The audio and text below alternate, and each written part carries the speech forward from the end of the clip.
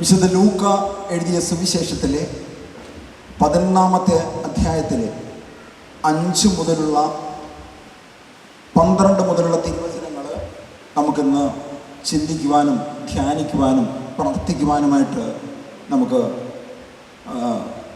ദൈവത്തിൻ്റെ പരിശുദ്ധാത്മാവിൻ്റെ പ്രേരണ നൽകുന്നതനുസരിച്ച് നമുക്ക് മുന്നോട്ട് പോകാം. ഞാൻ ഈ ടെക്സ്റ്റ് മുഴുവൻ വായിക്കാം.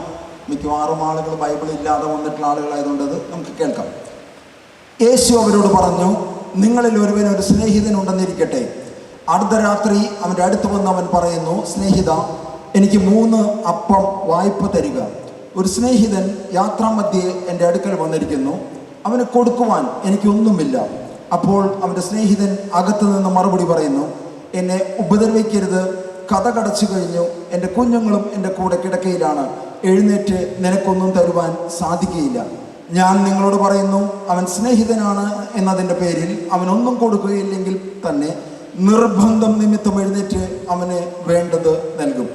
ഞാൻ നിങ്ങളോട് പറയുന്നു, ചോദിക്കുവിൻ നിങ്ങൾക്ക് ലഭിക്കും, അന്വേഷിക്കും നിങ്ങൾ കണ്ടെത്തും, മുട്ടുവിൻ നിങ്ങൾക്ക് തുറന്നു കിട്ടും. എന്തെന്നാൽ ചോദിക്കുന്ന ഏവനും ലഭിക്കുന്നു, അന്വേഷിക്കുന്നവൻ കണ്ടെത്തുന്നു, മുട്ടുന്നവന് തുറന്നു കിട്ടുകയും ചെയ്യുന്നു. നിങ്ങളിൽ ഏതൊരു പിതാവാണ് മകൻ മീൻ ചോദിച്ചാൽ പകരം പാമ്പിനെ കൊടുക്കുക, മുട്ട ചോദിച്ചാൽ പകരം തേളിനെ കൊടുക്കുക? മക്കൾക്ക് നല്ല ദാനങ്ങൾ നൽകുവാൻ ദുഷ്ടരായ നിങ്ങൾക്കറിയാമെങ്കിൽ സ്വർഗസ്ഥനായ പിതാവ് തന്നോട് ചോദിക്കുന്ന ഏവർക്കും എത്രയോ അധികമായി പരിശുദ്ധാത്മാവെ നൽകുകയില്ലേ? ആമേൻ. എല്ലാവരും ഉറക്കെ പറഞ്ഞേ ആമേൻ. വളരെ ഉയർത്തിക്കൊണ്ട് പറഞ്ഞേ ആമേൻ, ആമേൻ, ആമേൻ. നമുക്കെല്ലാവർക്കും ചിരപരിചിതമായിട്ടുള്ള തിരുവചനമാണിത്.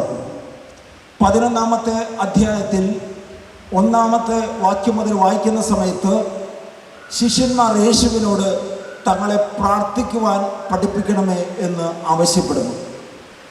ശിഷ്യന്മാരെ പ്രാർത്ഥിക്കുവാനായിട്ട് പഠിപ്പിക്കുന്നു. സ്വർഗസ്ഥനായ പിതാവേ എന്ന പ്രാർത്ഥന യേശു അവരെ പഠിപ്പിക്കുന്നു. ആ പ്രാർത്ഥന പഠിപ്പിച്ചതിന് ശേഷം 5-ാമത്തെ വാക്യം തുടങ്ങുന്നതിന് മുൻപ് നമ്മളെങ്ങനെയാണ് വായിക്കുന്നത്? പ്രാർത്ഥനയുടെ ശക്തി. ഉറക്കെ പറഞ്ഞേ, ഉറക്കെ പറഞ്ഞേ, കരങ്ങളെ വീശിക്കൊണ്ട് പറഞ്ഞേ. പ്രാർത്ഥനയുടെ ശക്തിയെക്കുറിച്ച് പറയുകയാണ്. ആ പ്രാർത്ഥനയുടെ ശക്തിയെക്കുറിച്ച് പറയുമ്പോൾ യേശു ഒരു ഉപമ പറയുന്ന പോലെ, അല്ലെങ്കിൽ ഒരു കഥ പറയുന്ന പോലെ ഒരു സംഭവം പറയുന്നു. ആ സംഭവം ഇങ്ങനെയാണ്: ഒരു സ്നേഹിതൻ്റെ അടുത്തേക്ക് മറ്റൊരു സ്നേഹിതൻ രാത്രി കടന്നു വരുന്നു. ഈ കടന്നു വന്ന സ്നേഹിതൻ ഭവനത്തിലായിരിക്കുന്ന സ്നേഹിതനോട് പറയുന്നു, എൻ്റെ വീട്ടിൽ എനിക്ക് എൻ്റെ ഒരു സ്നേഹിതൻ വന്നിരിക്കുന്നു, അവന് കൊടുക്കുവാനായിട്ട് എൻ്റെ ഭവനത്തിൽ ഒന്നുമില്ല, അതുകൊണ്ട് എനിക്ക് 3 അപ്പം വായ്പ തരിക. എന്താ ചോദിച്ചത്?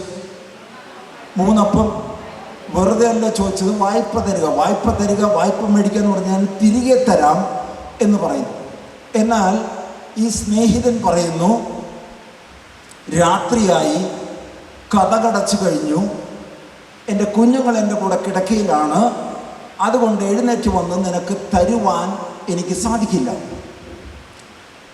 3 അപ്പമാണ് ചോദിച്ചത്. ഈ അപ്പം ഈ സ്നേഹിതൻ്റെ കയ്യിലുണ്ട്, പക്ഷെ കൊടുക്കാതിരിക്കുവാനുള്ള കാരണങ്ങൾ പറയുന്നു. രാത്രിയായി, കതകടച്ചു, കുഞ്ഞുങ്ങൾ എൻ്റെ കൂടെ കിടക്കയിലാണ്, ഞാൻ എഴുന്നേറ്റാൽ എൻ്റെ കുഞ്ഞുങ്ങൾ എഴുന്നേൽക്കും, അതുകൊണ്ട് തന്നെ എഴുന്നേറ്റ് വന്ന് ഈ അപ്പം തരുവാൻ സാധിക്കില്ലെന്ന് പറയുന്നു. ഈ സാധിക്കില്ല എന്ന് പറഞ്ഞെങ്കിലും കടന്നു വന്ന സ്നേഹിതൻ വീണ്ടും വീണ്ടും വീണ്ടും നിർബന്ധിക്കുന്നു.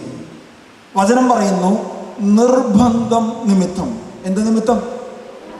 നിർബന്ധം നിമിത്തം എഴുന്നേറ്റ് വന്ന് ഈ അപ്പം കൊടുത്തു.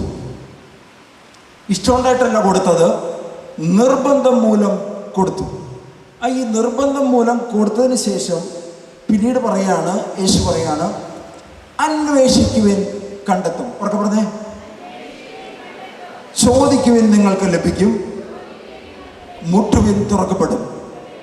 ഒരിക്കൽ കൂടെ പറഞ്ഞേ.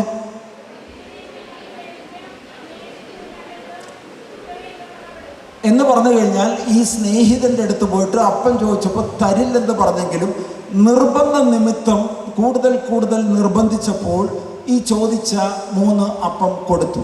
ആ കൊടുത്തതിന് ശേഷം യേശു പഠിപ്പിക്കുകയാണ്, എന്താണ്? അന്വേഷിപ്പൻ കണ്ടെത്തും, മുട്ടുവിൻ തുറക്കപ്പെടും, ചോദിക്കുവിൻ നിങ്ങൾക്ക് ലഭിക്കും. മലയാളത്തിലെ പരിഭാഷ ഇങ്ങനെയാണെങ്കിലും ഒറിജിനൽ ഗ്രീക്ക് ടെക്സ്റ്റിൽ നിന്നുള്ള പരിഭാഷ വരുന്ന സമയത്ത് ഇങ്ങനെയാണ്: അന്വേഷിച്ചു കൊണ്ടേയിരിക്കുക, നിങ്ങൾ കണ്ടെത്തും; മുട്ടിക്കൊണ്ടേയിരിക്കുക, നിങ്ങൾക്ക് തുറന്നു കിട്ടും; ചോദിച്ചു കൊണ്ടേയിരിക്കുക, നിങ്ങൾക്ക് തീർച്ചയായിട്ടും ലഭിക്കും. ഇങ്ങനെയാണ് അതിൻ്റെ പരിഭാഷ നിൽക്കുന്നത്. ഒറ്റമുട്ടിൽ അവസാനിപ്പിക്കരുത്. ഇവിടെ നമ്മൾ കാണുന്നത് എന്താണ്? തരില്ല എന്ന് പറയുന്നു, തരാതിരിക്കാൻ 3 കാരണങ്ങൾ പറയുന്നു. എന്നാൽ നിർബന്ധം മൂലം എഴുന്നേറ്റ് വന്ന് ചോദിച്ച അപ്പം എടുത്ത് കൊടുത്തു. Price the Lord. കരങ്ങൾ ഉയർത്തിക്കൊണ്ട് കൊടുത്തു. Price the lord. Hallelujah, hallelujah, യേശുവേ നന്ദി. ഓക്കെ, ഇത് പറഞ്ഞു കഴിഞ്ഞിട്ട് വളരെ സുപ്രധാനമായിട്ടൊരു കാര്യം പിന്നെ പറയാണ്. ആ പറയുന്നത് ഇങ്ങനെയാണ്: നിങ്ങളിൽ ആരെങ്കിലും മീൻ ചോദിച്ചാൽ പാമ്പിനെ കൊടുക്കുമോ? മുട്ട ചോദിച്ചാൽ തേളിനെ കൊടുക്കുമോ? അപ്പം ചോദിച്ചാൽ കല്ല് കൊടുക്കുമോ? എന്താ പറഞ്ഞേ? മീൻ ചോദിച്ചാൽ, മുട്ട ചോദിച്ചാൽ, അപ്പം ചോദിച്ചാൽ നിങ്ങൾ കൊടുക്കുമോ?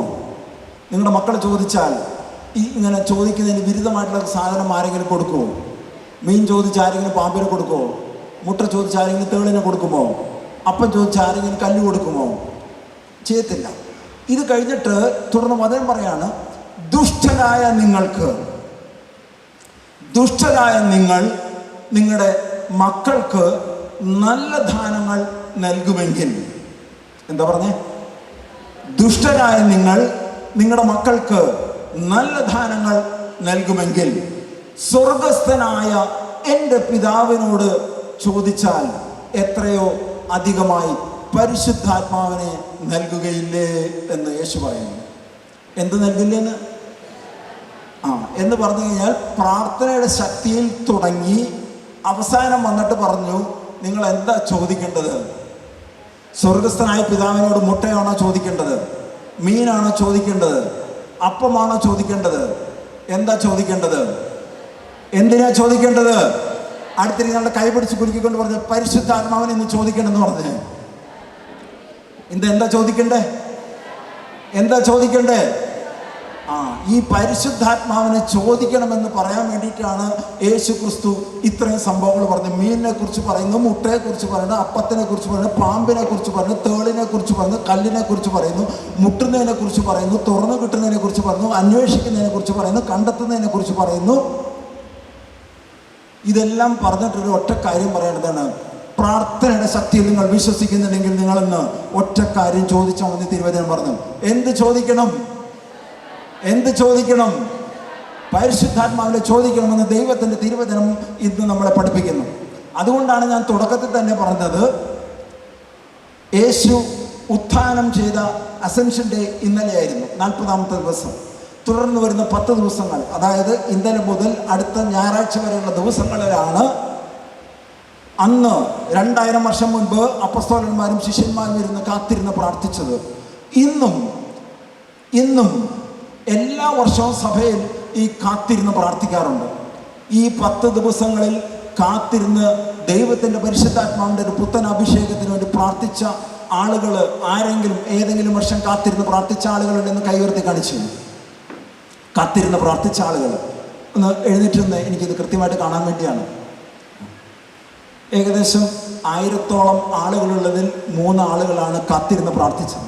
ഈ ദിവസങ്ങളിലാണ് പരിശുദ്ധാത്മാവിൻ്റെ നൊവേന ചൊല്ലി പ്രാർത്ഥിക്കേണ്ട ദിവസങ്ങൾ. ഈ വരുന്ന ഇന്ന് മുതൽ അടുത്ത 8-ാം തീയതി ഞായറാഴ്ച വരെ പരിശുദ്ധാത്മാവിൻ്റെ നൊവേന ഏതെങ്കിലും വർഷം ചൊല്ലിയിട്ടുള്ള ആളുകൾ ഒന്ന് എഴുന്നേറ്റ് നിന്നേ.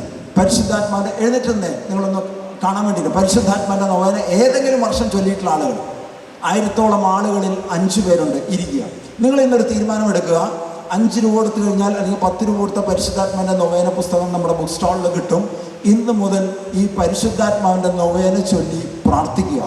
സാധിക്കുമെങ്കിൽ അടുത്ത 6, 7, 8, 9 ദിവസങ്ങളിൽ, ഈ വരുന്ന 6, 7, 8 ഈ പരിശുദ്ധാത്മാവിൻ്റെ ഈ അഭിഷേകത്തിന് വേണ്ടി കാത്തിരുന്ന് പ്രാർത്ഥിക്കാൻ വേണ്ടി ബെനിയച്ചൻ ഇവിടെ പ്രത്യേകമായിട്ട് താമസിച്ചുള്ളൊരു ധ്യാനം ക്രമീകരിച്ചിട്ടുണ്ട്. ആർക്കെങ്കിലും അങ്ങനെ ഇതുവരെ ഒരു ആത്മീയ അനുഭവത്തിലൂടെ കടന്നു പോയിട്ടുണ്ടെങ്കിൽ, ഈ പറയുന്ന കൃപകൾ, വരങ്ങൾ, ഫലങ്ങൾ, ദാനങ്ങൾ എന്നൊക്കെ പറയുന്ന സംഭവങ്ങൾ എന്താണെന്ന് ഇതേവരെ വ്യക്തിപരമായി അനുഭവിക്കാത്ത ആളുകളുണ്ടെങ്കിൽ നിങ്ങൾ ഇന്ന് തന്നെ അവിടെ ഓഫീസിൽ പോയിട്ട് പേര് കൊടുക്കുക. നിങ്ങൾക്ക് ആ ധ്യാനത്തിൽ പങ്കെടുക്കുന്നതിന് തടസ്സമായിട്ട് എന്തെങ്കിലും നിൽക്കുന്നുണ്ടെങ്കിൽ അത് നീങ്ങാൻ വേണ്ടി ഇവിടെ മധ്യസ്ഥം പ്രാർത്ഥിക്കുന്നുണ്ട്. ധ്യാനിക്കാൻ വേണ്ടി പേര് കൊടുക്കുന്ന മുഴുവൻ ആളുകളെയും പേര് പറഞ്ഞുകൊണ്ട് മധ്യസ്ഥം പ്രാർത്ഥിക്കുന്നുണ്ട്. അതുകൊണ്ട് നിങ്ങൾ ഇന്ന് വരെ ഈ അഭിഷേകം എന്ന് കേട്ടിട്ടേ ഉള്ളൂ, നിങ്ങൾ ഇതുവരെ വ്യക്തിപരമായിട്ട് അനുഭവിച്ചറിഞ്ഞിട്ടില്ലെങ്കിൽ സാധിക്കുമെങ്കിൽ ഈ ധ്യാനത്തിൽ പങ്കെടുക്കാനൊന്ന് പരിശ്രമിക്കുക.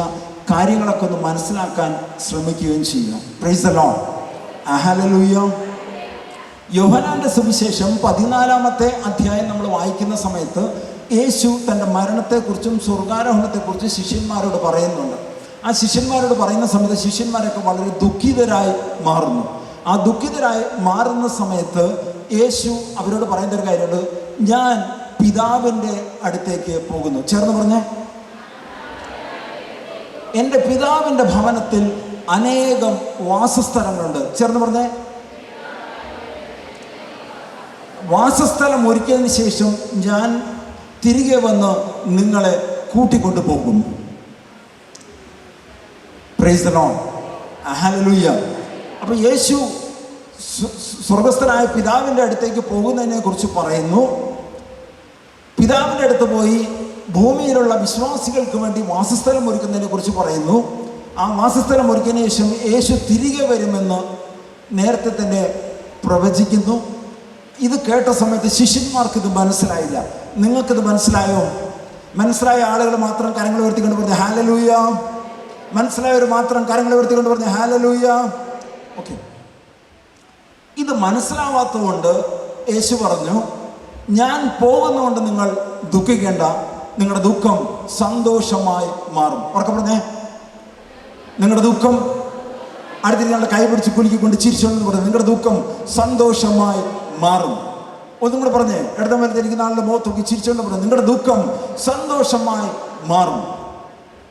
ഇത് പറഞ്ഞു കഴിഞ്ഞപ്പോഴും ശിഷ്യന്മാരുടെ മുഖം മ്ലാനവധരായിട്ട് നിൽക്കുന്നു. അതുകൊണ്ട് യേശു ശിഷ്യന്മാരോട് പറഞ്ഞു, ഞാൻ എൻ്റെ പിതാവിൻ്റെ അടുത്തേക്ക് പോവുകയാണ്. സഹായകനായ പരിശുദ്ധാത്മാവിനെ ഞാൻ പിതാവിനോട് ആവശ്യപ്പെടുകയും പിതാവ് സഹായകനായ പരിശുദ്ധാത്മാവിനെ നിങ്ങളിലേക്ക് അയക്കുകയും ചെയ്യും. ആരെ അയക്കും? ആരെ അയക്കും? വലതുവരത്തി പറഞ്ഞേ, സഹായകനായ പരിശുദ്ധാത്മാവിനെ പിതാവായ ദൈവം അയക്കും. ഒന്നും കൂടെ പറഞ്ഞേ, പിതാവായ ദൈവം അയക്കും. ഈ വാഗ്ദാനം, ഇത് യേശുവിൻ്റെ വാഗ്ദാനമാണ്. സഹായകനായ പരിശുദ്ധാത്മാവിനെ അയക്കുമെന്ന പിതാവിൻ്റെ വാഗ്ദാനം. അതുകൊണ്ട് തന്നെ അപ്പസ്തോല പ്രവർത്തനങ്ങളിൽ യേശു മരിച്ചതിന് ശേഷം ഉള്ള സംഭവങ്ങൾ വിവരിക്കുമ്പോൾ 1-ാമത്തെ അധ്യായത്തിൽ വരുന്ന സമയത്ത് നമ്മളിങ്ങനെ വായിക്കുന്നു. 1-ാമത്തെ അധ്യായത്തിൽ 4-ാമത്തെ വാക്യം ഇങ്ങനെയാണ്, നിങ്ങൾ ജെറുസലേം വിട്ടു പോകരുത്, എന്നിൽ നിന്ന് നിങ്ങൾ കേട്ട പിതാവിൻ്റെ വാഗ്ദാനം കാത്തിരിക്കും. ഉറക്കെ പറഞ്ഞേ, എന്നിൽ നിന്ന് നിങ്ങൾ കേട്ട പിതാവിൻ്റെ വാഗ്ദാനം കാത്തിരിക്കുവിൻ. ഒരിക്കൽ കൂടെ പറഞ്ഞേ, എന്നിൽ നിന്ന് നിങ്ങൾ കേട്ട പിതാവിൻ്റെ വാഗ്ദാനം കാത്തിരിക്കുവിൻ. അങ്ങനെ കാത്തിരുന്ന് പ്രാർത്ഥിക്കുന്ന സമയത്താണ് ദൈവത്തിൻ്റെ പരിശുദ്ധാത്മാവ് അവരിലേക്ക് കടന്നു വന്നത്. അതുകൊണ്ട് ഇത് യേശുവിൻ്റെ ഒരു കൽപ്പനയാണ്, കാത്തിരുന്ന് പരിശുദ്ധാത്മാവിന് വേണ്ടി പ്രാർത്ഥിക്കുക എന്നുള്ളത്. ദൈവത്തിൻ്റെ കൃപകളും വരങ്ങളും ഫലങ്ങളും ദാനങ്ങളും എന്താണെന്ന് മനസ്സിലാക്കുവാൻ, ദൈവത്തിൻ്റെ പരിശുദ്ധാത്മാവിനെ വ്യക്തിപരമായിട്ട് മനസ്സിലാക്കുവാൻ ദൈവത്തിൻ്റെ പരിശുദ്ധാത്മാവ് തന്നെ നമ്മളെ സഹായിക്കുമെന്ന് ഞാൻ വിശ്വസിക്കുന്നു. നിങ്ങളോ വിശ്വസിക്കുന്നവർ മാത്രം കരങ്ങൾ ഉയർത്തിക്കൊണ്ട് പറഞ്ഞു, ഞാൻ വിശ്വസിക്കുന്നു, ഞങ്ങൾ വിശ്വസിക്കുന്നു, സമൂഹമായി വിശ്വസിക്കുന്നു. Price the lord. Hallelujah, hallelujah. അപ്പോൾ കാത്തിരുന്ന് പ്രാർത്ഥിക്കുവാനായിട്ട് യേശു കൽപ്പിക്കുന്നു. ശിഷ്യന്മാർ കാത്തിരുന്ന് പ്രാർത്ഥിക്കുന്നു. അപ്പോസ്തല പ്രവർത്തനം 1-ാമത്തെ അധ്യായത്തിൽ 14-15 വാക്യങ്ങളിലൂടെ കടന്നു പോകുന്ന സമയത്ത് അവിടെ വലിയൊരു നിധി മറഞ്ഞിരിക്കുകയാണ്. നമ്മളിങ്ങനെയാണ് വായിക്കുന്നത്, ഇവർ ഏക മനസ്സോടെ യേശുവിൻ്റെ അമ്മയായ മറിയത്തോടും മറ്റു സ്ത്രീകളോടും അവൻ്റെ സഹോദരരോടുമൊപ്പം പ്രാർത്ഥനയിൽ മുഴുകിയിരുന്നു. ശ്രദ്ധിച്ചു കേൾക്കുക. അവർ ഏക മനസ്സോടെ പ്രാർത്ഥിച്ചു.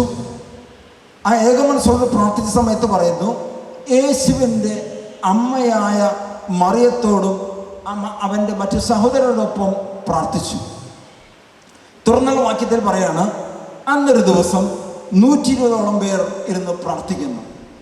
എന്ന് പറഞ്ഞു കഴിഞ്ഞാൽ യേശു നിർദ്ദേശിച്ചതുപോലെ യേശുവിൻ്റെ ശിഷ്യന്മാരും അപ്പോസ്തലന്മാരും കാത്തിരുന്ന് പ്രാർത്ഥിക്കുന്നു. ആ കാത്തിരുന്ന് പ്രാർത്ഥിക്കുമ്പോൾ 120ഓളം ആളുകൾ അവിടെ കാത്തിരുന്ന് പ്രാർത്ഥിക്കുന്നു. ആ 120ഓളം പേര് കാത്തിരുന്ന് പ്രാർത്ഥിക്കുന്നു എന്ന് പറയുമ്പോൾ നമ്മൾ അതിൽ മറന്നിരിക്കുന്ന നിഗൂഢമായ ആത്മീയ രഹസ്യങ്ങളിലേക്ക് നമ്മൾ യാത്ര ചെയ്യേണ്ടിയിരിക്കുന്നു. യേശു, ഉത്തിതനായ യേശു ആദ്യം മഗ്ദല മറിയത്തിനും മറ്റൊരു സഹോദരിക്കുമായിട്ട് പ്രത്യക്ഷപ്പെടുന്നു. തുടർന്ന് പത്രോസിനും 3 ശിഷ്യന്മാർക്കുമായിട്ട് പ്രത്യക്ഷപ്പെടുന്നു. തുടർന്ന് 7 ശിഷ്യന്മാർക്കായിട്ട് പ്രത്യക്ഷപ്പെടുന്നു. പിന്നീട് തോമസ് ഒഴികെയുള്ള 10 അപ്പോസ്തലന്മാർക്ക് പ്രത്യക്ഷപ്പെടുന്നു. പിന്നീട് തോമസ് ഉൾപ്പെടെയുള്ള 11 പേർക്ക് പ്രത്യക്ഷപ്പെടുന്നു. ഇതെല്ലാം കഴിഞ്ഞ് 40 ദിവസം കഴിഞ്ഞ് ഒലിവ് മലയിൽ നിന്ന് യേശു സ്വർഗാരോഹണം ചെയ്യുന്ന സമയത്ത് നമ്മൾ കൊരിന്ത്യ ലേഖനത്തിൽ പൗലോസ്ലീഹ പറയുന്നു, ഒലിവ് മലയിൽ നിന്ന് യേശു സ്വർഗാരോഹണം ചെയ്തത് 500ഓളം പേർ കണ്ടു. എത്ര പേർ കണ്ടു? ഉറക്കെ പറഞ്ഞേ. എന്നാൽ ഈ 500 പേരോടും പറയുന്ന ഒറ്റ കാര്യമേ ഉള്ളൂ, നിങ്ങൾ പരിശുദ്ധാത്മാവിന് വേണ്ടി കാത്തിരിക്കുക. എന്തിനു വേണ്ടി കാത്തിരിക്കുക? പരിശുദ്ധാത്മാവിൻ്റെ അഭിഷേകത്തിന് വേണ്ടി കാത്തിരിക്കണമെന്ന് 500ഓളം ആളുകൾ കേൾക്കുന്നു. അവരൊക്കെ യേശുവിനെ സ്നേഹിച്ച ശിഷ്യന്മാർ തന്നെയാണ്, അപ്പോസ്തലന്മാരല്ല. ഇന്ന് യേശുവിൻ്റെ ശിഷ്യവൃന്ദത്തിലുണ്ടായിരുന്ന 500ഓളം ആളുകൾ യേശുവിൻ്റെ സ്വർഗാരോഹണം കണ്ടു. ആ പോകുന്നതിന് മുമ്പ് യേശു പറയുന്നു പരിശുദ്ധാത്മാവിന് വേണ്ടി കാത്തിരുന്ന് പ്രാർത്ഥിക്കണമെന്ന്. എന്നാൽ 500ഓളം ആളുകളോട് ഈ കൽപ്പന കൊടുത്തിട്ട് 120 പേർ മാത്രമാണ് ഇവിടെ കാത്തിരുന്ന് പ്രാർത്ഥിക്കുന്നതായിട്ട് ബൈബിളിൽ പറയുന്നത്. എത്ര പേരാ കേട്ടത്? എത്ര പേരാ കേട്ടത്? എത്ര പേരാ കണ്ടത്? എത്ര പേരെ ഇപ്പോൾ കാത്തിരിക്കുന്നത്? അപ്പോൾ 380 ആളുകൾക്ക് 500 മൈനസ് 120 380 ആളുകൾക്ക് എന്ത് സംഭവിച്ചു? ബൈബിൾ പണ്ഡിതന്മാർ പറയുന്നു, ഈ 500 ആളുകളിൽ 380 ആളുകൾ ജെറുസലേം ദേവാലയത്തിൽ പോയിരുന്ന് പ്രാർത്ഥിച്ചു. 120 പേര് യേശുവിൻ്റെ അമ്മയായ മറിയത്തോടൊപ്പം മാർക്കോസിൻ്റെ മാളിക മുകളിൽ യേശു തൻ്റെ അന്ത്യ അത്താഴം അല്ലെങ്കിൽ അവസാനത്തെ പെസഹ ആചരിച്ച മാർക്കോസിൻ്റെ മാളിക മുകളിൽ പോയിരുന്ന് യേശുവിൻ്റെ അമ്മയായ മറിയത്തോടൊപ്പം ഇരുന്ന് പ്രാർത്ഥിച്ചു. 380 ആളുകൾ ജെറുസലേം ദേവാലയത്തിൽ ഇരുന്ന് പ്രാർത്ഥിക്കുന്നു. 120 ആള് യേശു വിശുദ്ധ കുർബാന സ്ഥാപിച്ച മാർക്കോസിൻ്റെ മാളിക മുകളിൽ ഇരുന്ന് പ്രാർത്ഥിക്കുന്നു. ഇതിലെന്താണ് അതിശയം എന്നുള്ളതാണ് അടുത്ത ചോദ്യം. ആ ചോദ്യം ഇതാണ്, ഈ 120 പേരിരുന്ന് പ്രാർത്ഥിക്കുമ്പോൾ ആ 120 പേരിരുന്ന് പ്രാർത്ഥിക്കുന്ന സമയത്ത് ഒരേ ഒരാളുടെ പേര് മാത്രമാണ് ബൈബിൾ പറയുന്നത്. 120 പേരിൽ ഒരാളുടെ പേര്. ആരുടെ പേരാ പറഞ്ഞത്? ആരുടെ പേരാ വായിച്ചത്? ഞാൻ ഒരിക്കൽ കൂടി വായിക്കാം. ഇവർ ഏക മനസ്സോടെ യേശുവിൻ്റെ അമ്മയായ മറിയത്തോടൊപ്പം പ്രാർത്ഥിച്ചു. ആരോടൊപ്പം പ്രാർത്ഥിച്ചു? എത്ര പേര് പ്രാർത്ഥിച്ചു? ആ 120 പേരിൽ 12 അപ്പോസ്തലന്മാരുണ്ടായിരുന്നു. യേശു തിരഞ്ഞെടുത്തയച്ച 72 പേരുണ്ടായിരുന്നു. യേശുവിനെ അനുഗമിച്ച 36ഓളം സഹോദരിമാർ ഉണ്ടായിരുന്നു. Price the lord. Hallelujah, hallelujah. അപ്പം 120 ആളുകൾ യേശുവിൻ്റെ അമ്മയായ മറിയത്തോടൊപ്പം ഇരുന്ന് പ്രാർത്ഥിച്ചു എന്ന് കേൾക്കുന്ന സമയത്ത് യഹൂദന്മാരുടെ പാരമ്പര്യത്തെക്കുറിച്ചും അവരുടെ ഒരു പശ്ചാത്തലം അറിയുമ്പോഴാണ് ഇതിൻ്റെ ഒരു പുതുമയും അതിശയം നമുക്ക് മനസ്സിലാവുകയുള്ളൂ. ജെറുസലേം ദേവാലയത്തിൽ അതിവിശുദ്ധ സ്ഥലത്ത് മഹാപുരോഹിതൻ മാത്രം കയറി പ്രാർത്ഥിക്കുന്നു. വിശുദ്ധ സ്ഥലത്ത് പുരുഷന്മാർ കയറുന്നു പ്രാർത്ഥിക്കുന്നു. പുരുഷന്മാർ നിൽക്കുന്നതിൻ്റെ 20 അടി മാറിയാണ് സ്ത്രീകൾക്ക് നിൽക്കുവാൻ അവകാശമുണ്ടായിരുന്നത്. സ്ത്രീകൾക്ക് സഭയിൽ സംസാരിക്കുവാനായിട്ട് അനുവാദമില്ല. ശിരസ് മൂടാതെ പ്രാർത്ഥനാലയത്തിൽ കടക്കാൻ പറ്റില്ല എന്നീ നിബന്ധനകൾ ഉണ്ടായിരുന്ന സമയം. അതുകൊണ്ട് തന്നെ ഒരു സ്ത്രീ നേതൃത്വം കൊടുക്കുന്ന പ്രാർത്ഥനയിൽ പങ്കെടുക്കുവാൻ വിമുഖത കാണിച്ച ആളുകളാണ് ജെറുസലേം ദേവാലയത്തിലേക്ക് പോയത്. മോശയുടെ കൽപ്പനമനുസരിച്ച് പുരുഷൻ ലേവി ഗോത്രത്തിൽ ജനിച്ച പുരോഹിത ശുശ്രൂഷകനും പൗരോഹിത്യ ശുശ്രൂഷയുമായി ബന്ധപ്പെട്ട് പ്രവർത്തിക്കുന്ന ആളുകൾ മാത്രമാണ് പ്രാർത്ഥനാ ശുശ്രൂഷകൾക്ക് നേതൃത്വം കൊടുക്കാൻ പറ്റുന്നത്. ഒരു സ്ത്രീക്ക് ഒരിക്കലും അതിന് അനുവാദമില്ല. അതുകൊണ്ട് 380 ആളുകൾ ദേവാലയത്തിൽ പോയിരുന്ന് പ്രാർത്ഥിച്ചു. 120 ആള് അമ്മയായ മറിയത്തോടൊപ്പം ഇരുന്ന് പ്രാർത്ഥിച്ചു. ഇപ്പം അമ്മയായ മറിയത്തോടൊപ്പം ഇരുന്ന് പ്രാർത്ഥിച്ചു എന്ന് പറഞ്ഞു കഴിഞ്ഞാൽ എന്താണ് അതിൻ്റെ ആഴങ്ങളിലേക്ക് പോകുമ്പോൾ നമുക്ക് മനസ്സിലാവുന്നത്? എനിക്ക് മനസ്സിലായ ചില കാര്യങ്ങൾ ഞാൻ നിങ്ങളോട് പറയാം. ഒന്ന്, മലാക്കി പ്രവചന പുസ്തകം വായിച്ചതിന് ശേഷം തുടർന്ന് വരുന്ന 600 വർഷക്കാലം പ്രവചനങ്ങളില്ല, പ്രവാചകരില്ല, ദൈവത്തിൻ്റെ പരിശുദ്ധാത്മാവ് ഒരു വ്യക്തിയിലേക്കും കടന്നു വരുന്നില്ല.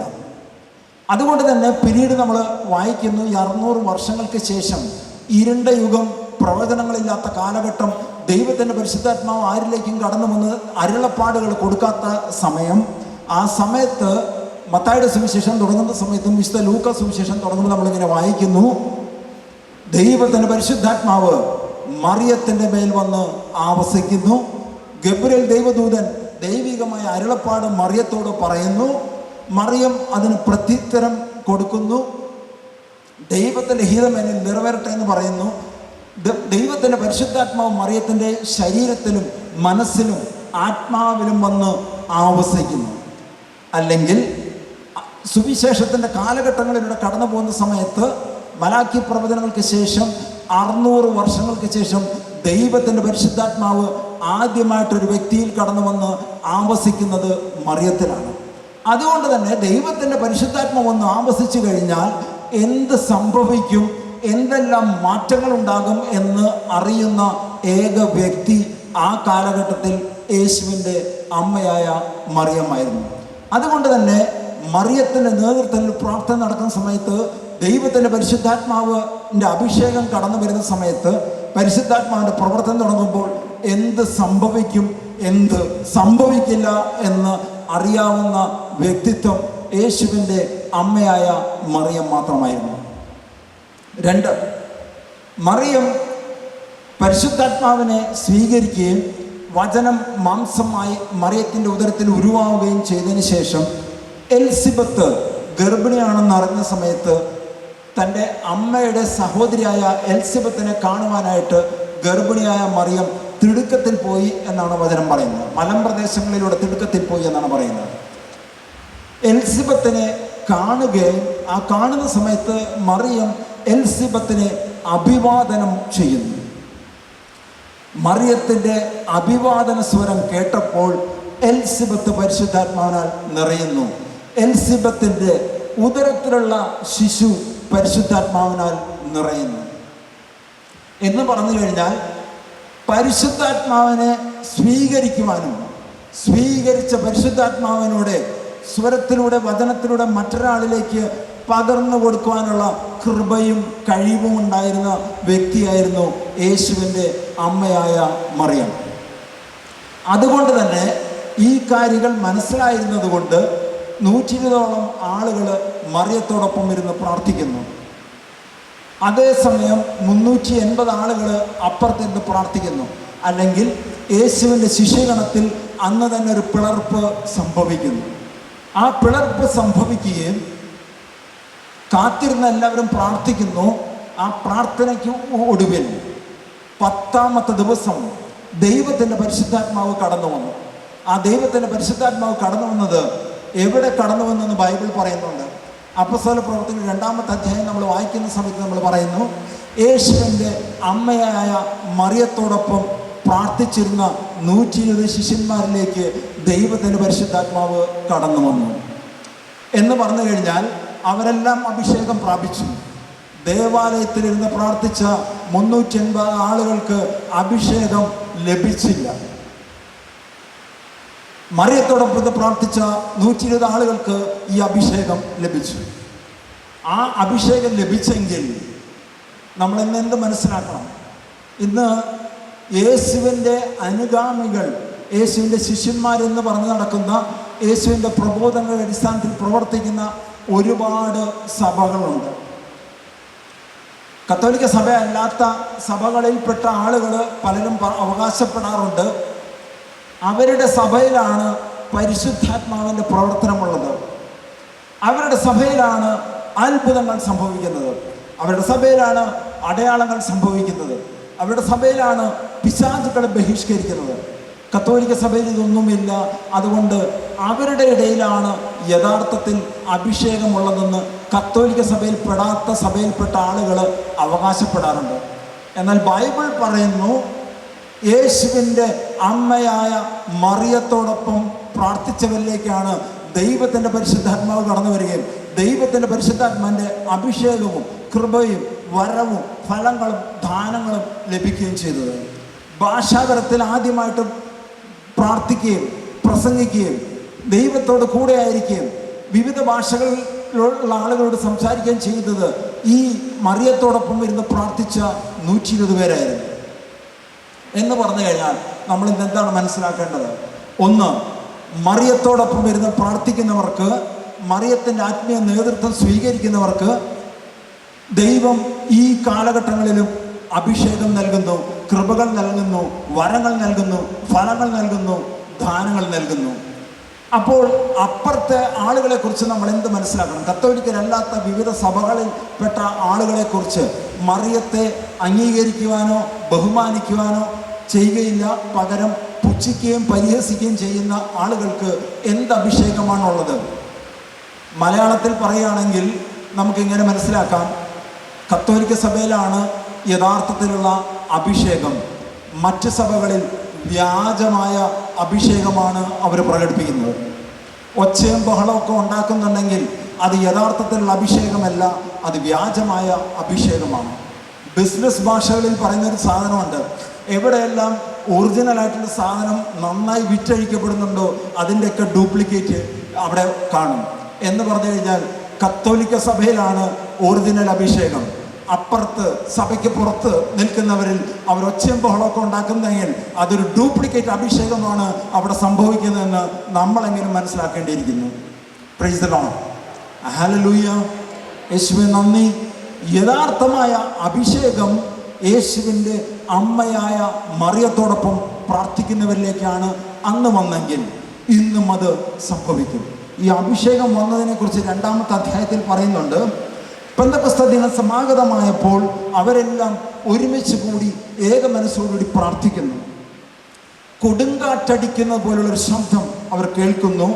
ആ കൊടുങ്കാറ്റ് വീശുകയും ആ കൊടുങ്കാറ്റ് അവരായിരുന്ന ഭവനത്തിൽ തങ്ങി നിൽക്കുകയും ചെയ്യും. നമ്മൾ ഈ ദിവസങ്ങളിൽ പത്രങ്ങളിലൊക്കെ കാണുന്നതാണ്, കാറ്റ് വീശുന്നു, മരങ്ങൾ വീഴുന്നു, മറ്റു കാര്യങ്ങളൊക്കെ സംഭവിക്കുന്നു. പക്ഷെ ഇവിടെ പറയുന്നു കൊടുങ്കാറ്റ് വീശുന്നു, ആ വീശിയ കാറ്റ് ഇവരായിരുന്ന മുറിയിൽ ചുറ്റി നിൽക്കുന്നു, കാറ്റ് പുറത്തേക്ക് പോകുന്നില്ല. യോഹന്നാന്റെ സുവിശേഷത്തിൽ 3-ാമത്തെ അധ്യായത്തിൽ നിക്കോദെമോസ് യേശുവിനെ ഒന്ന് കണ്ടുമുട്ടുന്ന സമയത്ത് നമ്മൾ വായിക്കുന്നുണ്ട്, കാറ്റ് എവിടെ നിന്ന് വരുന്നു, കാറ്റ് എവിടേക്ക് പോകുന്നു എന്നറിയുന്നില്ലെന്ന്. കാറ്റ് എവിടെ നിന്ന് വരുന്നു, കാറ്റ് എവിടേക്ക് പോകുന്നു എന്നറിയുന്നില്ല. കാരണം കാറ്റ് നമ്മുടെ കണ്ണുകൾ കൊണ്ട് ദൃശ്യമല്ല. എന്നാൽ ഇലകൾ അനങ്ങുമ്പോഴോ അല്ലെങ്കിൽ ഭാരം കുറഞ്ഞ വസ്തുക്കൾ പറന്നു പോകുന്ന സമയത്തും നമ്മൾ മനസ്സിലാക്കുന്നു കാറ്റ് വീശുന്നു എന്ന്. കാറ്റ് എവിടെ നിന്ന് വരുന്നു, കാറ്റ് എവിടേക്ക് പോകുന്നു എന്ന് നമ്മൾ അറിയുന്നില്ല. അതുപോലെ തന്നെയാണ് പരിശുദ്ധാത്മാവിൻ്റെ അഭിഷേകം സംഭവിക്കുന്നത്. കൂടിയിരുന്ന ആളുകളിൽ പണ്ഡിതന്മാരായിട്ടുള്ള ആളുകളുണ്ടായിരുന്നു, അറിവില്ലാത്ത ആളുകളുണ്ടായിരുന്നു, വിദ്യാഭ്യാസമില്ലാത്ത ആളുകളുണ്ടായിരുന്നു, മുക്കുവന്മാരുണ്ടായിരുന്നു, ആശാരിപ്പണി ചെയ്ത ആളുകളുണ്ടായിരുന്നു, കെട്ടിടം പണി ചെയ്യുന്ന ആളുകൾ. ഇവരെല്ലാം യേശുവിൻ്റെ ശിഷ്യഗണത്തിലുണ്ടായിരുന്നു.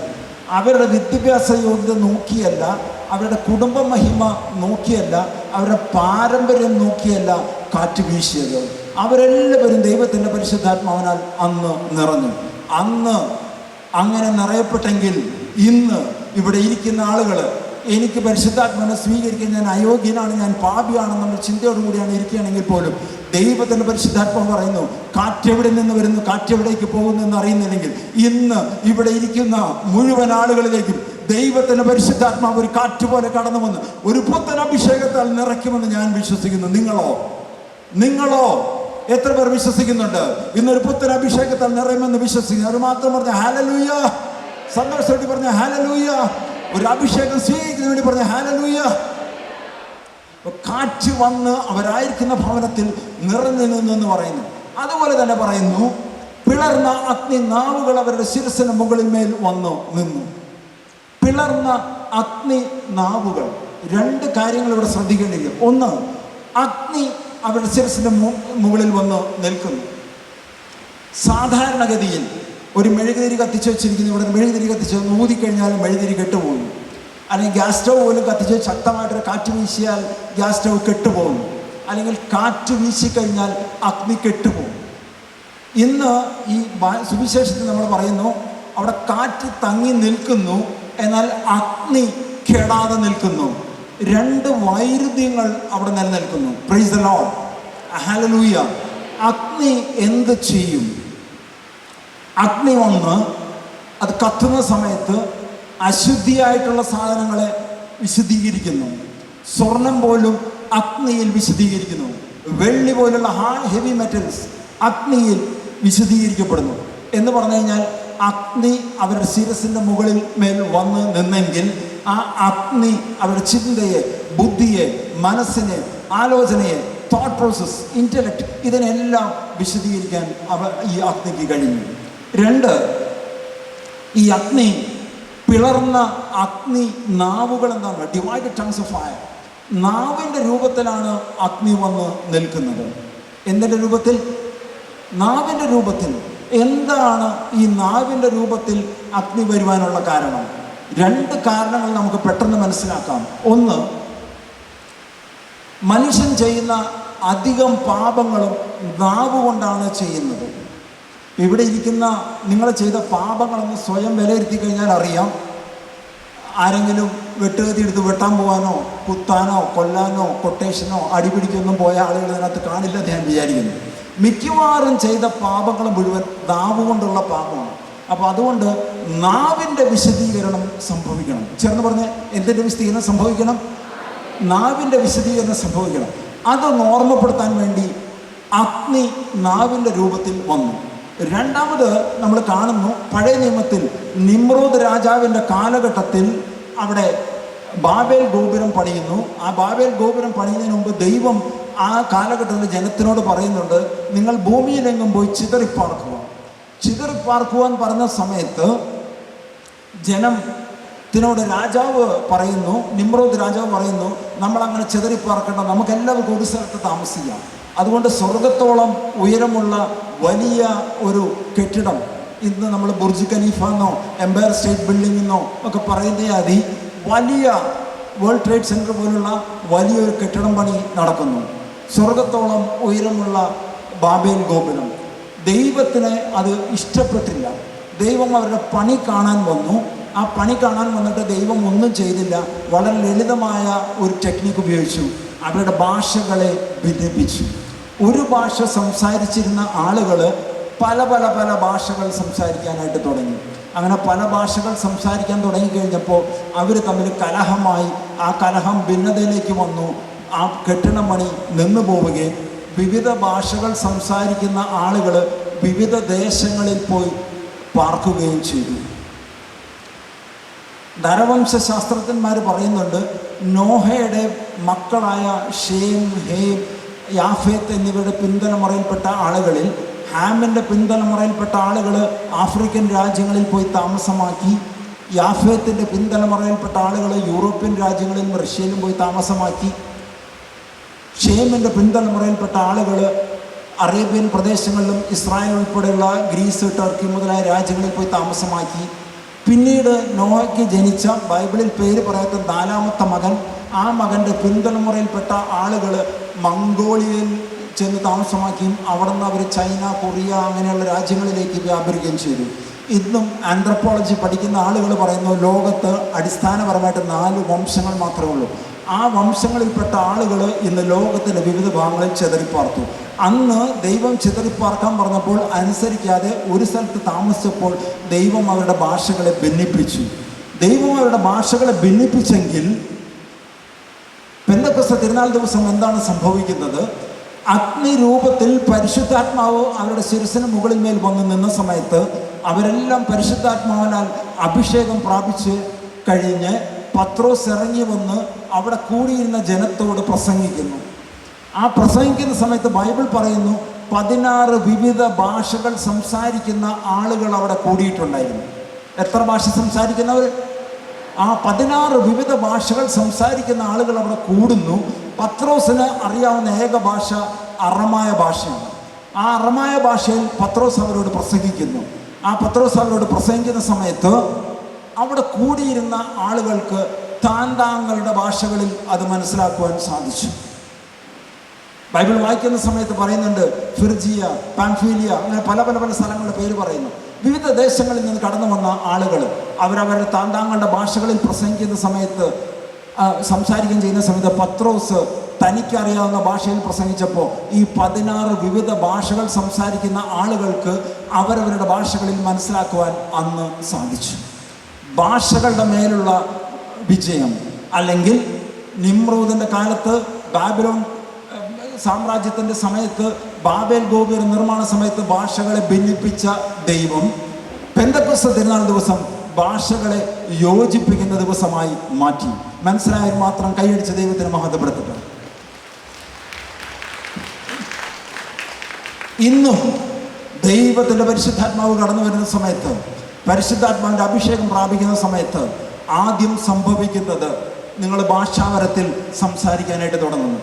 വചനം പറയുന്നു, പൗലോസ്ലീഹ ഇങ്ങനെ പഠിപ്പിക്കുന്നു. അപ്പോൾ കൊരിന്ത്യർ സഭയ്ക്ക് എഴുതിയ ലേഖനത്തിൽ 12-ാമത്തെ അധ്യായത്തിൽ നമ്മളിങ്ങനെ വായിക്കുന്നുണ്ട്, ഭാഷാവരത്തിൽ സംസാരിക്കുന്നവൻ തനിക്ക് തന്നെ ആത്മീയമായ അഭിവൃദ്ധി വരുത്തുന്നു. 2, ഭാഷാവരത്തിൽ സംസാരിക്കുന്നവൻ മനുഷ്യരോടല്ല സംസാരിക്കുന്നത്. 3, ഭാഷാവരത്തിൽ സംസാരിക്കുന്നവൻ മാലാഖമാരുടെ ഭാഷയത്ര സംസാരിക്കുന്നത്. 4, ഭാഷാവരത്തിൽ സംസാരിക്കുന്നവൻ ദൈവത്തോടത്ര സംസാരിക്കുന്നത്. ആ ഭാഷാവരത്തിൽ സംസാരിക്കാനുള്ള കൃപ ലഭിക്കുകയും അങ്ങനെ ഭാഷാവരത്തിൽ പ്രാർത്ഥിക്കുകയൊക്കെ ചെയ്യുന്ന സമയത്ത് പൈശാചിക പീഡകളിൽ നിന്ന് വിടുതലും വിമോചനവും ലഭിക്കുന്നു. Praise the lord, hallelujah, hallelujah. ഭാഷാവരത്തിൽ പ്രാർത്ഥിക്കുകയും സംസാരിക്കാൻ ചെയ്യണമെന്ന് ആഗ്രഹിക്കുന്ന ആരെങ്കിലും ഉണ്ടെങ്കിൽ അവരൊന്ന് കരങ്ങളെ വീശിക്കൊണ്ട് പറഞ്ഞ് ഹല്ലേലൂയ. ഉച്ചത്തിൽ പറഞ്ഞ് ഹല്ലേലൂയ. കരങ്ങളെ വീശിക്കൊണ്ട് പറഞ്ഞ് ഹല്ലേലൂയ. ദൈവമേ നന്ദി, ദൈവമേ നന്ദി, ദൈവമേ സ്തുതി, ദൈവമേ സ്തോത്രം, ഹല്ലേലൂയ. അപ്പോൾ ദൈവത്തിൻ്റെ പരിശുദ്ധാത്മാവ് കടന്നു വരുന്ന സമയത്ത് അവരെല്ലാം പരിശുദ്ധാത്മാവിൽ നിറയുന്നു. പത്രോസ് ഇറങ്ങി പ്രസംഗിക്കുന്നു. ആ പ്രസംഗം 16 വിവിധ ഭാഷകൾ സംസാരിക്കുന്ന ആളുകൾക്ക് താന്താങ്ങളുടെ ഭാഷകളിൽ മനസ്സിലാകുന്നു. അതോടൊപ്പം തന്നെ സംഭവിക്കുന്നു, അവർ ഞങ്ങളിനി എന്താണ് ചെയ്യേണ്ടതെന്ന് ചോദിക്കുന്നു. അപ്പോൾ പത്രോസ് ഒരു ഉപദേശം കൊടുക്കുന്നു, മാനസാന്തരപ്പെടുവിൻ, യേശു ക്രിസ്തുവിൽ വിശ്വസിക്കുകയും അവർ സഭയോട് ഒന്നിച്ചു ചേരുകയും സഭയുടെ രൂപീകരണം അന്ന് സംഭവിക്കുകയും ചെയ്യുന്നു. ഈ അഭിഷേകം പ്രാപിച്ച 120 ആളുകളോടൊപ്പം 3000-ഓളം ആളുകൾ കൂടിച്ചേർന്ന് അവർ സമൂഹമായി മാറുകയും അവർ ഒന്നിച്ച് താമസിക്കുകയും അവർ ദൈവരാജ്യത്തെ ലക്ഷ്യമാക്കിക്കൊണ്ട് പ്രവർത്തിക്കുകയും തുടർന്ന് ലോകത്തിൻ്റെ വിവിധ ഭാഗങ്ങളിൽ സുവിശേഷ പ്രഘോഷണത്തിനും മിഷനറി പ്രവർത്തനത്തിനുമായി ആ 3000-ഓളം ആളുകൾ കടന്നു പോകുന്നു. Price the lord, hallelujah. നമ്മൾ കുരിശിൻ്റെ വഴി ചൊല്ലുന്ന സമയത്ത് നമ്മൾ കേൾക്കുന്ന 2 വാക്കുകളാണ് റൂഫസ്.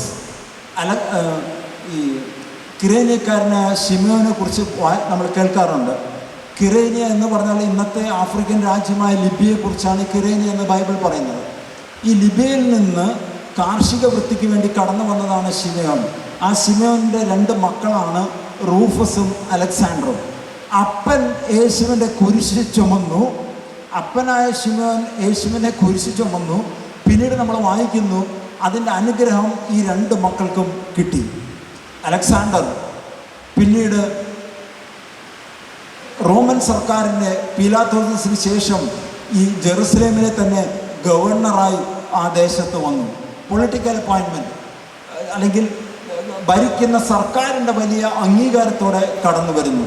അതേസമയം മറ്റൊരു മകനായ റൂഫസ് യേശുവിൻ്റെ ശിഷ്യകളോടൊപ്പം ചേരുകയും പിന്നീട് ബിഷപ്പായി മാറുകയും ചെയ്തു. സഭയുടെ അധ്യക്ഷനായി ഒരു പ്രദേശത്ത് ദമാസ്കസ് മേഖലയിൽ പ്രവർത്തിക്കുവാനും വന്നു. അപ്പൻ കുരിശെടുത്തു, 2 മക്കളും അനുഗ്രഹം പ്രാപിച്ചു. Price the Lord.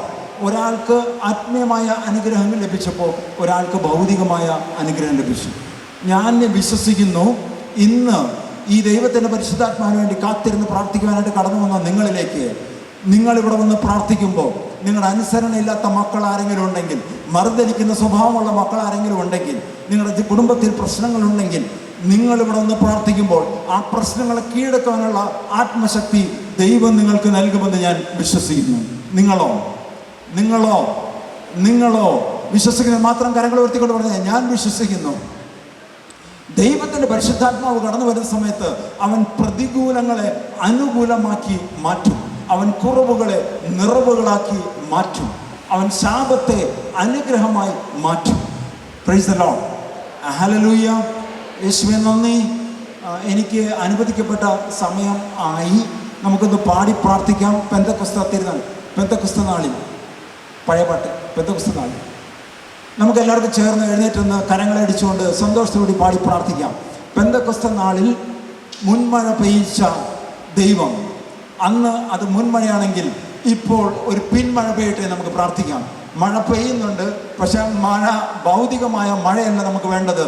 നമുക്ക് ആത്മീയമായ അനുഗ്രഹത്തിൻ്റെ ഒരു മഴ ശക്തമായി പെയ്യട്ടെ എന്ന് പ്രാർത്ഥിക്കാം. നമ്മളെല്ലാവരും ദൈവത്തിൻ്റെ പരിശുദ്ധാത്മാവിനാൽ പൂരിതരായി മാറാൻ വേണ്ടി നമുക്ക് പ്രാർത്ഥിക്കാം. പെന്തക്കോസ്ത് തിരുനാൾ ദിവസം സംഭവിച്ചതുപോലെ അത്ഭുതങ്ങൾ സംഭവിക്കാൻ, അടയാളങ്ങൾ സംഭവിക്കാൻ, അഭിഷേകം പ്രാപിച്ചവർ ലോകത്തിൻ്റെ വിവിധ ഭാഗങ്ങളിൽ പോയി അവർ മിഷണറികളെ മാറുകയും സുവിശേഷം അറിയിച്ചതുപോലെയുള്ള അതേ ആത്മീയ അനുഭവം ഇന്ന് ഇവിടെ സംഭവിക്കാൻ വേണ്ടി നമുക്ക് പ്രാർത്ഥിക്കാം.